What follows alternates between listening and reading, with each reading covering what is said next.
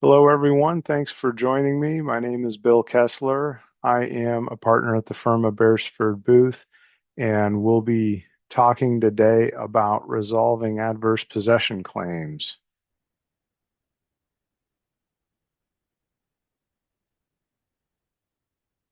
Okay, so I'm not going to talk a lot about what adverse possession is itself. We've covered that topic in a lot of detail in the past. We have blog posts on our website, and there's a couple links below describing adverse possession. Um, and so take a look at that. But again, in general, if you're going to occupy a portion of somebody else's land, you do that without initial permission. You do it for 10 years straight, openly and obviously in the way that a normal person would occupy that type of land, then that land can become your land after 10 straight years of that occupancy. Again, lots of good information on our website, webinars, blog posts, couple links, and you can check out more about adverse possession. So I get a lot of calls about adverse possession. And sometimes I get into the details of it, and people who are being encroached upon. So you'll have a neighbor whose neighbor is encroaching on my client. So I'm talking to my client. They're being encroached upon. For example, the fence is on their property too far, and they say, well, uh, my neighbor is encroaching on me. What do I do? And when we kind of get into the details of it, and sometimes if it's not very much land, or even if it's quite a bit, they think, well, why do I care about that? Why should I approach my neighbor? Why don't we just kind of let a sleeping dog lie? Um, and there's some uh, there's some truth to that. It can be expensive to resolve an adverse possession claim, and sometimes it's not worth fighting about. But what a lot of people don't realize is that they're giving up future developability, and owning fee simple title to your entire parcel of land might be a really valuable thing to own. So when I say fee simple, I mean that if you picture an aerial photo of your land and your property lines, like your county record lines overlaid on top of that land, like you can see on the Geographic Information Systems website, the GIS website of whatever county you're in, um, then you've got an encroachment. And what if that encroachment uh, that it comes across your boundary line a little bit? Why do you care about that? And the answer is future developability. So expanded density is here now. Um, a lot of there are a couple key new statutes in Washington that affect every major population area in Washington. Don't really affect the rural areas, but where most people live, they do affect. And so you've got the ability, most people have the ability to build accessory dwelling units or ADUs, either attached or detached on their property. That's either already been adopted by the cities and counties that most people live in, or it's going to be fully implemented by June or July of this year. So right around the corner. Um, so ADUs, you have the ability to build a duplex in towns like Edmonds um, on every single family lot, a fourplex in a town like Seattle or Everett on every single family lot, Spokane, Tacoma. You can have a fourplex. It doesn't matter if it's zone single family. And then, of course, building out townhomes. There are developments where you can have six townhomes on some single family lots through rezoning and through these new statutes that have come down. That, like I said, they are going to be implemented in July at the latest. So you've got a lot of ability to develop your land.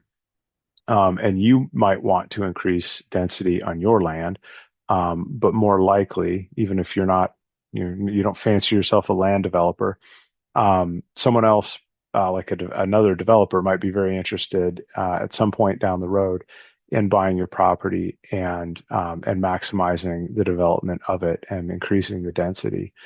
And so if you if you've got someone encroaching on you and you think that they might have gained your property by adverse possession, or it's possible, and they want to move the boundary line, meaning you would lose a little bit of land, and maybe they send you a demand letter, a lawyer sends you a demand letter and says, "Oh, we want to move this boundary line." Um, why would you care about that? And the answer is again the future developability. So if you lose a sliver of land or something even possibly bigger than a sliver of land, then you might not be able to fit. Maybe now we can only fit 5 townhomes instead of 6. Maybe there can only be one ADU instead of two, um, just because that little bit of land is lost. And now we've got problems with setbacks, and maybe we have problems with maximum lot coverage by an impervious surface. So, how big your footprint of your uh, foundation can be. So losing fee simple land is not good if you can avoid it. Uh, so don't lose fee simple if you can avoid it. And so you go, well, all right, somebody's encroaching on me. I don't really care if they use the land that they're using. These fence lines have been here a long time. The status quo, you're getting encroached on, but you might say, well, the status quo is fine with me. I don't want to move my lot line around, but I also don't want my neighbor um, to gain fee simple ownership of my land. Um, I certainly don't want to litigate my adverse possession claim, possibly. Um, that's expensive, and the outcome's uncertain. So you're looking at a demand letter from your neighbor's lawyer or from your neighbor. They're demanding you give up your land and that they've taken it by adverse possession. Um, or possibly flip it around and maybe you're encroaching on somebody and maybe you're okay with the status quo, but you know that you've occupied that chunk of their land for well over 10 years. Or you and other neighbors together, if you haven't owned for 10 years, you can tack on to your other neighbor's claim. So those so long as that use was uninterrupted, user by or owner by owner, then um, if you can string those 10 years together, you've got the adverse possession claim, or they do. But let's use the example of it where they're encroaching on us, they're encroaching on you, um, and you don't want to litigate, and you don't want to totally capitulate either. You don't want to just give in because again, you've read the last slide and you don't want to lose your fee simple. So you're in a rock and a hard place. I don't want to sue anybody. I don't want them to sue me. I like the status quo. What do we do here? So resolving adverse possession in most urban and suburban contexts should be a fairly straightforward and simple thing. It should be. If someone's not trying to grab your land to increase their own developability, future developability, if they're getting greedy, okay, that's one thing. But most people are not. Most people just don't like the idea that the boundary lines don't match up to the usage. Um, so how do we kind of have our cake and eat it too? And the answer is it's called an exclusive use easement. So there are the first two links below explain adverse possession. The exclusive use easement. Check out the link below that talks about a blog post that I wrote about exclusive use easements. So what is that? It's an agreement between you and your neighbor that the neighbor can use uh, the land. So the neighbor says, "All right, I'm encroaching on a portion of your land, and my fence runs across the boundary line here. So I've got a portion of your land that looks and feels like it's my land," says the neighbor. Um, so you have a contract, an easement, where you give the neighbor the ability to use that area, um, and to use it exclusively, meaning only that neighbor can use it, and the neighbor can treat it just like his own yard. But um, uh, but that fee simple line doesn't move. That that county record line doesn't move. So for purposes of future developability, you're not harming, at least you're not harming as much the future development of that land. And so that can be a way to, if your neighbor is going to insist on resolving it, or if the shoe's on the other foot, if you're going to insist on resolving everything, with if you're the one encroaching, then that's a pretty simple, straightforward way to do it. And a lot of people think of easements as driveways. We call that an ingress and egress easement. But really, an easement is just permission by a landowner for somebody else to do something on their land. So again, in that example where you're getting encroached on by your neighbor, the fence is on your side of the lot by 2 or 3 feet. It encroaches, it pushes onto your lot, and your neighbor's occupying that area that is actually yours, and nobody knew it. And you all find out about it. 10 years is long come and gone. Nobody really wants to litigate.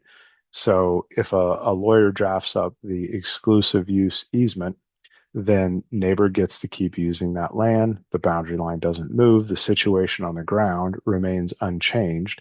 And there's also nothing to disclose regarding when there's a sale. So if you've got a big encroachment on your property, you will violate the deed that you give to your buyer. So here comes your buyer, buys the property. You give your buyer what's called a statutory warranty deed, and that deed is the it guarantees that buyer that they have good use of that property, that they have full unfettered use of that property. Um, but if there's an easement on there, then that easement is an exception to that's a way to um, uh, to avoid violating that statutory warranty deed is you have that easement that's recorded against the property that gives your neighbor, in this example, gives your neighbor that exclusive use of that area. And then also when you're selling, you fill out a Form 17, otherwise known as a seller disclosure statement. So Form 17 seller disclosure statement, that is a uh, document that is uh, frequently filled out incorrectly, or there's too much information given, or there's inaccurate information given by sellers. And oftentimes they'll fill out the question, are there any encroachments? And they'll say no. So in this case, if you've got an encroachment of record, at least you've at least that encroachment is disclosed in the title report, even if you mistakenly fill out the Form 17 and say, "Oh, there's no encroachments here." So the exclusive use easement helps protect you from claims from your buyer, your eventual buyer, if you're getting encroached upon, and it just cleans up the title generally, and it preserves the future developability of your property a lot more than if you were to ignore that. So the exclusive use easement is frequently a good way to resolve claims of adverse possession. There's a trick there, though. There are a lot of exclusive use easements out there that are not really worth the paper they're written on. My law partner, Andrew McKenzie, has written on this topic. So the fourth link below is a good piece by Andrew. He's litigated this extensively. And that exclusive use easement needs to be drafted very, very precisely. And just saying exclusive use does not do it.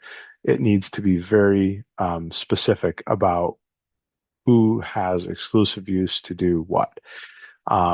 So crucial that you don't do self-surgery and start drafting exclusive use easements on your own and recording them against the properties. That's a lawyer's job. So if you run into an adverse possession issue and you think it can be resolved with an exclusive use easement and you've got a handshake agreement with your neighbor, then the next thing to do is to give a lawyer a call, and we're glad to draft your exclusive use easement for you. Okay. Questions? There's my contact information. Thanks everybody for joining.